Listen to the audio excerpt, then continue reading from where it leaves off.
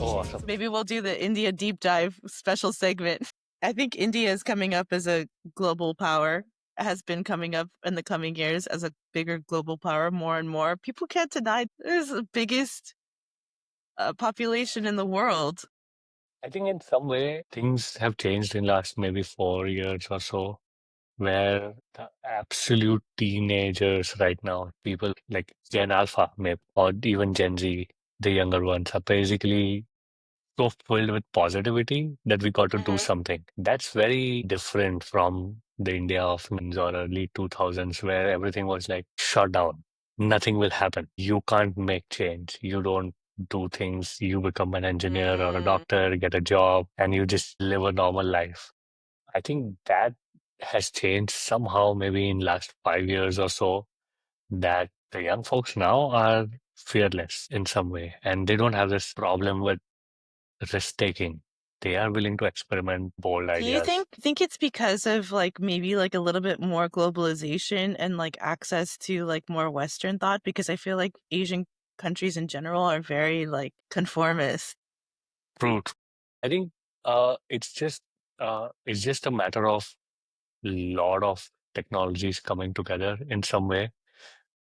I think if I'm not wrong, in 2017, everyone got free internet, right? I don't remember the exact year, but it was around 2017 when uh, one of the largest companies in India basically said free internet for everyone.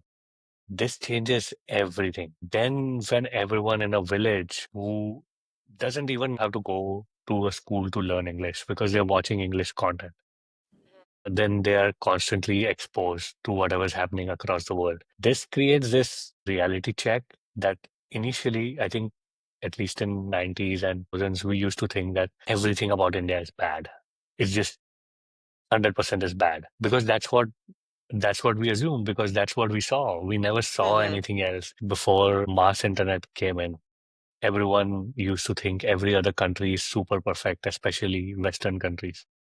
Now we realize that, okay, we have problems. Of course, we have problems and super large problems to be solved, but there are some good things as well.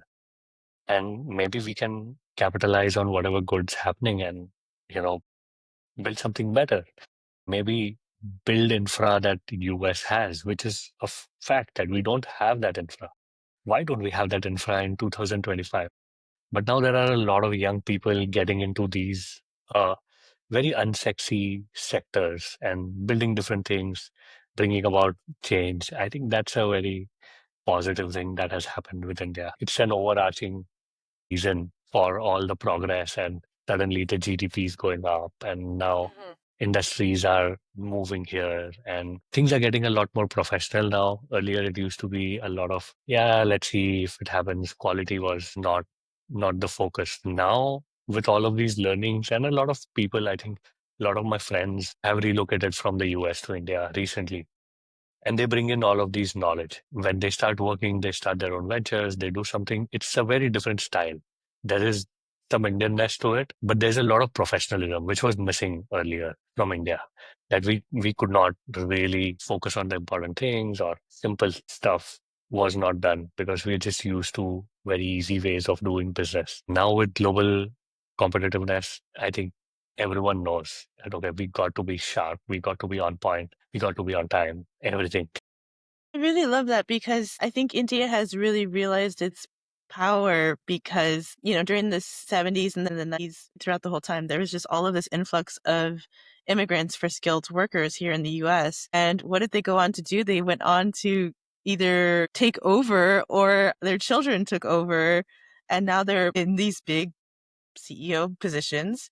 So then it's like, well, of course, India has to recognize itself as a global power, especially in the professional sense, because they've really just absolutely become powerhouses here in the US. How many Indian CEOs do we have here in the US?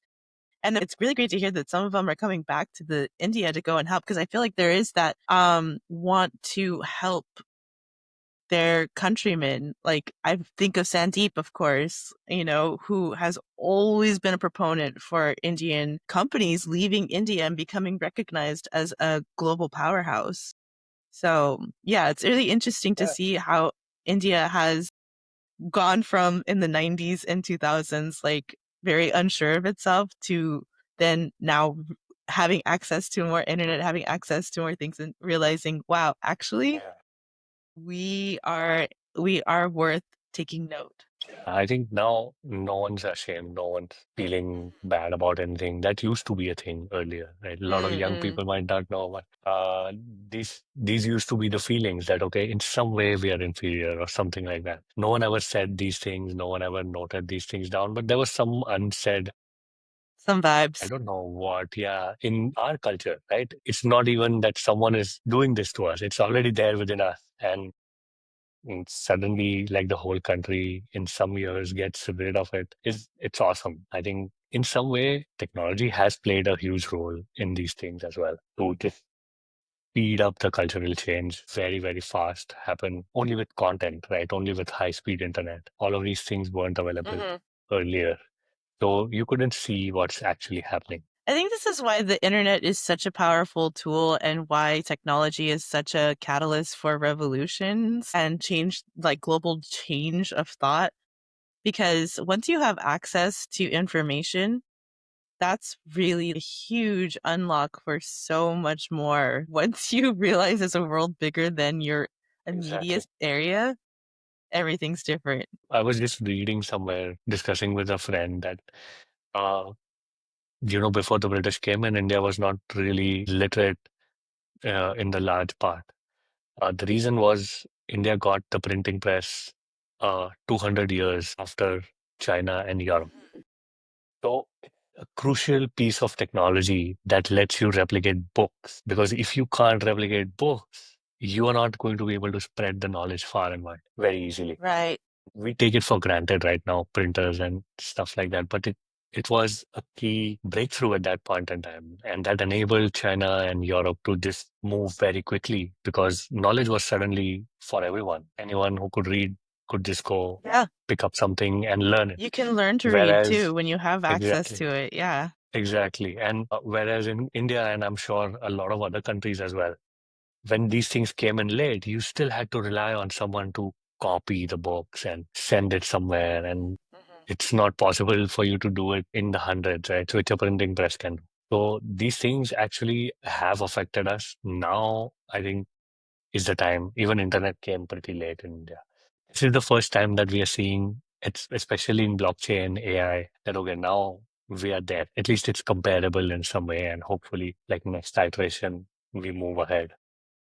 I also think that India is particularly at an advantage with the next wave of technology because there are such strong engineers in the country. So when we talk about blockchain and we talk about AI, there's already really, really great foundation of technical knowledge, For sure. and they've done an amazing job at doing so. Yeah, yeah. I think that this also is a big deal that everyone recognizes this in numbers. Like there are millions of engineers and stuff like that. But I think now the ceiling has gone up as well, which means we have had like founders building bootstrap unicorns. We've had founders building really large global companies now, and we've got one role model in every segment. So this is the time that okay, at least you can replicate what the previous generation of technologists did. So the ceiling for these engineers is very high right now, which means you could do anything you want to do. It's just no one's stopping you. Just go do things. Thank you so much for sitting down and chatting Come with me. I on, this know was it's like awesome. 1 o'clock in the morning for you, 2 o'clock in the morning for you. Oh yeah, we went through the whole thing.